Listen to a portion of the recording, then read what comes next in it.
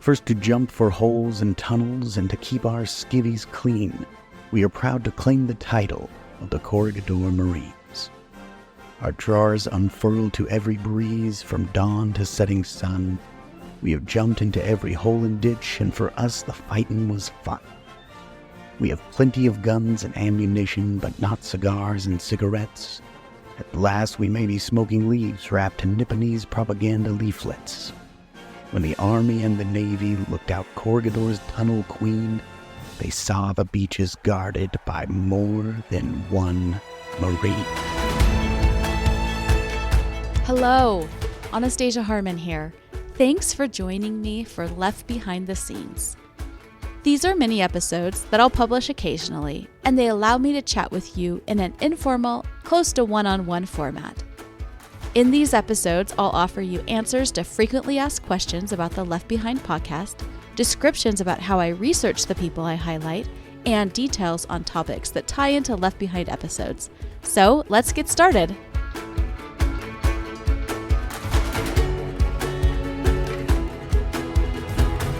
Last week's episode was all about the 4th Marines defending Corregidor Island when Japanese troops landed on it the night of May 5th to 6th, 1942. That episode, number 44, was about the 4th Marines in general, with brief highlights on a few Marines. So today, as a follow-up to the last episode, I want to introduce, or perhaps reintroduce, you to several more Marines who I focused on in previous episodes and whose stories are worth sharing again. The very first episode of Left Behind told the story of Marine Major Frank Pizek. When the 4th Marine Regiment arrived in the Philippines from Shanghai, China, they were stationed at Olongapo Navy Yard, which is on the extreme northwestern part of Bataan Peninsula. Pearl Harbor was attacked a week later. Now, I chose to start the podcast with Pizek's story because he literally announced the war. Here's a clip from that episode. It was 3:50 a.m. on Monday, December 8th, 1941, at Olongapo Naval Yard on Luzon Island in the Philippines. A motorcycle broke the morning silence as it raced through Olongapo's Marine barracks. A U.S. Marine's angry voice yelled out well before dawn, "Why don't you get the hell out of here and let us sleep?" But the rumbling engine isn't what woke the sleeping servicemen. No, it was Major Frank Pizek shouting, like a 20th century Paul Revere from the motorcycle's sidecar, "War is declared! War is declared!" Perhaps part of the novelty that early morning was hearing Major Pizek speaking at all. A shorter man with a quick walking pace, Pizek was a 39-year-old career Marine with prominent ears and a penetrating, thoughtful gaze, and known for his quiet, retiring disposition. A gong sounded at Olongapo, waking those who hadn't heard Major Pizek's voice ringing out through the night and causing one Marine of 1st Battalion to complain, "What kind of newfangled revelry is this?" He and his companions tumbled from their bunks, still half asleep. The pajama-clad Marines stood in formation. Their executive officer, also in his nightclothes, explained the early morning roll call. "Japanese planes have just attacked Pearl Harbor in Hawaii. The United States is at war with Japan." "They got us up for that?" a Marine complained, unsurprised that war had started. After all, the 4th Marine Regiment had arrived in the Philippines from Shanghai, China, just a week before in anticipation of hostilities with Japan. Still, despite the early hour, the 4th Marines, 1st Battalion immediately prepared to leave Olongapo for the Bataan Peninsula, except for the Heavy Weapons Company and certain members, such as Major Pizek, of the Headquarters Company. No, the United States needed those Marines at Olongapo for the time being. Wow, listening to that first episode is kinda surreal. For some reason, my voice is so low, almost like I'm whispering. And did you notice how fast I was talking? Like barely taking breaths in between. Well, I was very nervous. Also, today my voice sounds weird. I must be losing it or something. I didn't even notice till I started recording. Anyway, a few weeks after this announcement, Pizek had an unusual Christmas. It was dark by 7 p.m. on December 26, 1941, the day after Christmas. The temperature at Olongapo probably dropped into the low 80s, so it would have been warm enough without the raging fire. That fire would have illuminated the retreating form of Major Pizek as he left the Navy Yard. that he had just destroyed.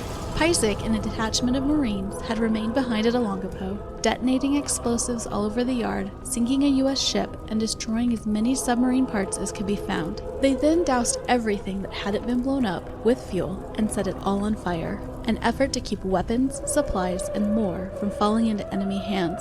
And then Piecyk and the detachment, the Navy Yard burning behind them, headed into the Bataan jungle. The Allied forces on Luzon, that's the Philippines' largest island, were withdrawing to Bataan Peninsula and wanted anything that might fall into enemy hands destroyed. That included navy yards and much, much more, which is why Frank Piecyk destroyed a navy yard. Another reason I wanted to start with Piesyk's story is that he saved my great-grandfather's life. It was the afternoon of the Corregidor surrender. Piecyk and my great-grandfather had just become POWs. The American men had been told to put all their weapons in a large pile, but turns out they weren't thorough enough. After the firing ceased and American forces had completely surrendered, a Japanese sentry suddenly became vocal with obvious displeasure. He had found a pistol hidden in a tunnel crevice. It was an oversight by the American searchers, but the Japanese sentry was suspicious and suspicious angry guards could mean punishment or death for the prisoners. Luckily for the POWs, Major Piecyk knew Japanese. He kept calm and in his quiet voice explained the situation. It was a mistake, an oversight. We did not hide the gun intentionally. It is not meant for Japanese soldiers. Major Piesyk's words pacified the suspicious guard, but the anxious POWs then spent the entire night researching the tunnels to make sure there were no hidden weapons. By early the next morning, they had found pistols, a couple of rifles, ammunition, some machetes and bayonets, and a couple of hand grenades. But now they had a dilemma, as my great-grandfather explained in his memoir, read here by his great-grandson. How were we to get this contraband out of the tunnel and past the guard at the entrance without this coming to his attention? And if it did, God only knows what possible repercussions would happen. It was a real concern because Japanese personnel had already beaten or killed American and Filipino POWs for having Japanese money on their person. The presence of Japanese money meaning that individual had killed a Japanese soldier, then took the money off the body. Weapons in the hands of prisoners, obviously, was not something the Japanese would look favorably upon. So the POWs boxed up the items, carefully handling the grenades separately. Then a small group of POWs distracted the guard by showing him something interesting and talking to him as best they could. Meanwhile, other POWs carried out small boxes of weapons, mingling in with the continual flow of pedestrian traffic in and out of the tunnel. They dumped the boxes in a pile of weapons and debris outside the tunnel entrance. It was still early and dark, so there were no other Japanese sentries around. Among Piesyk's Marine brothers was a handsome young Marine lieutenant named Alan Manning. He brought something special to the Philippines when he sailed there from China.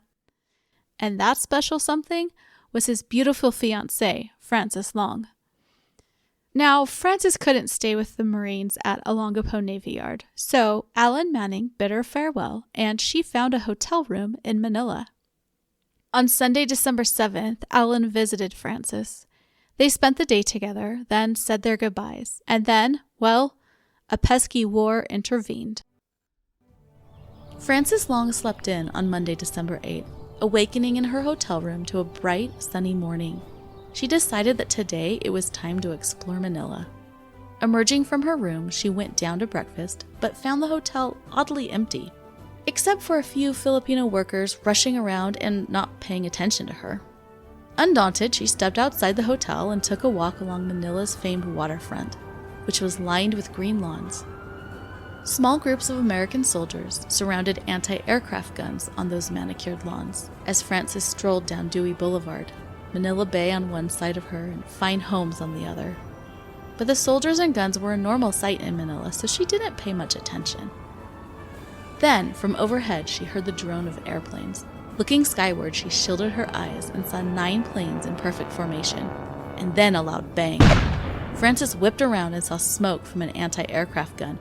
Then she was grabbed by the arm and thrown into a ditch. "Stupid, silly girl!" yelled an American soldier who now sat on her stomach, preventing her from rising.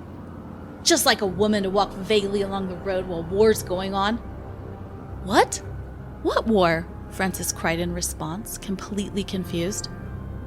Well, what do you think? War's been declared on Japan. Been all over the papers. Damn women and their plagued empty heads. The planes disappeared and the anti-aircraft guns ceased. The soldier removed himself from Frances and she got on her feet. He thrust a piece of shrapnel in her face.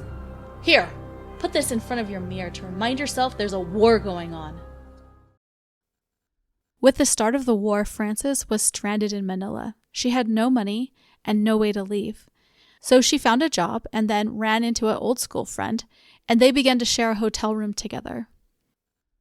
And then news came that the U.S. military was abandoning Manila, with most military personnel withdrawing to the Bataan Peninsula and some going to Corregidor Island in Manila Bay. Frances and the other clerical workers at Naval Intelligence were given their last paychecks and dismissed. I was stunned. It never occurred to me that the Japs would get as far as Manila. The evacuating servicemen gave Frances, Jesse, and other civilians their excess food, cases of coke and liquor, cigarettes, radios, movie cameras, and more. Frances and Jesse stacked all of their newfound loot in their hotel room. On December 30th and 31st, Frances and Jesse watched the last of the U.S. military leave Manila. The midnight sky bright red from explosions and fires of gas reserves, equipment, military bases, and other important targets the U.S. didn't want falling into Japanese hands. And then, Frances was alone. Sure, Jesse and a few other friends were with her, but she was stranded, with no permanent residence and no income, in a foreign city about to be occupied by enemy forces. Well, Frances and Jesse remained at their hotel, staying indoors as much as possible. They watched the Japanese army move into Manila on January 1st, and then encountered their first Japanese military figure a couple days later when he inspected their hotel rooms. Yankee girls, he had chuckled on his way out. Yankee girls indeed, but what would become of them in an enemy-occupied, war-torn foreign city? Within days, Frances and Jesse were sent to a civilian internment camp in Manila. Meanwhile, Lieutenant Alan Manning was captured on Corregidor Island and then sent to the Cabanatuan POW camps with the rest of the 4th Marines. While in the camp, Lieutenant Manning found a unique way to keep himself occupied. Lieutenant Manning was on Corregidor when the island fortress fell to Japanese forces in early May 1942. He was sent to Cabanatuan POW camp, where he became somewhat of a star, as my great-grandfather Almasam recorded in his memoir. Over the months, we gradually found talent, and occasionally on Saturday, we held an open-air variety show, weather permitting. The stage was constructed from a few rough planks. Due to an exceptional concession on the part of the Japanese camp authorities, the luxury of a couple of electric lights for our show was authorized for a time. Lieutenant Manning, U.S. Marine Corps, was among the leading and versatile actors. You should have seen our American ingenuity at its peak when employed in rounding up and fashioning costumes.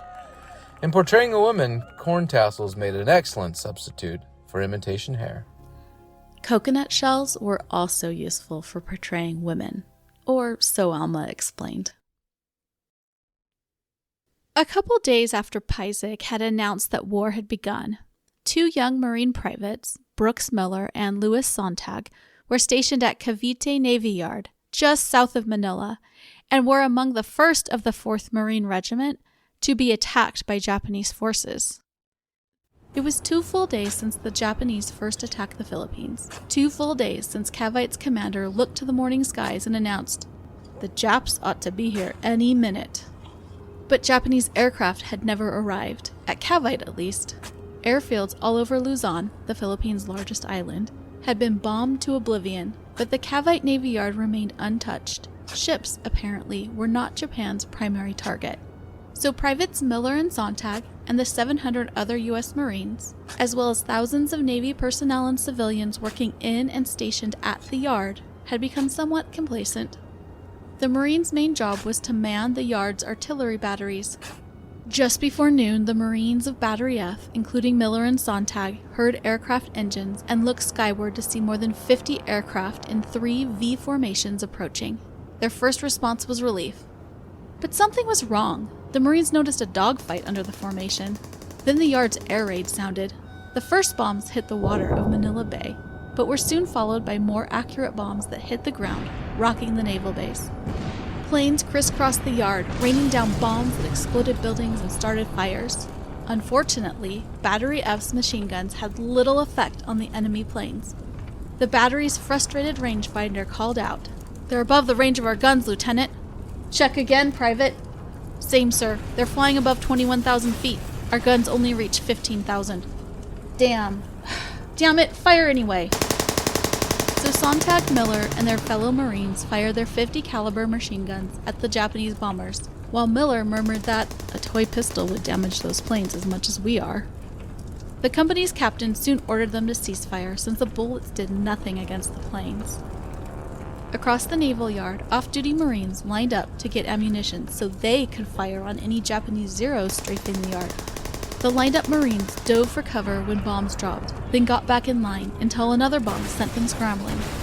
Bombs dropped for 2 hours. Out-of-control fires raged, destroying everything in their paths: the power plant, repair ships, dispensary, barracks, ammunition, and more.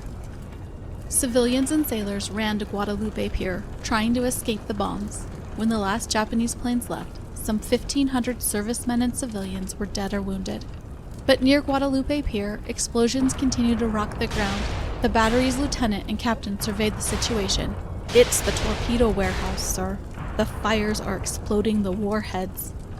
And the fires have now trapped us all on this damn pier. Surrounded by water on 3 sides and blocked by fire and exploding torpedoes on the 4th, the Marines, civilians, and sailors on Guadalupe Pier were in dire straits. Thinking quickly, the captain shouted orders. "All right, you there, Miller, grab that hammer. Sontag, start gathering wood. Rip up the dock if you have to. We're making rafts to get these people off this pier." Shortly after this attack, Private Sontag and Miller were sent to southern Bataan, and then they were quickly transferred to Corregidor Island. You see, while most Allied forces were withdrawing to Bataan in late December 1941 and early January 1942, most of the 4th Marine Regiment went to Corregidor Island. Once on the island, Marine Lieutenant Colonel Curtis Beecher was ordered to oversee his unit. That was 1st Battalion, and their construction of beach defenses on the island's northeastern side. Beecher later recalled, The task confronting us was appalling. With 350 men, there were 3,500 to 4,000 yards of possible landing beach to defend.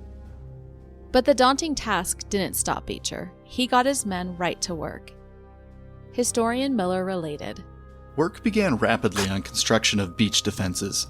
The Marines began to build barbed wire barriers, tank traps, bunkers, and trench systems.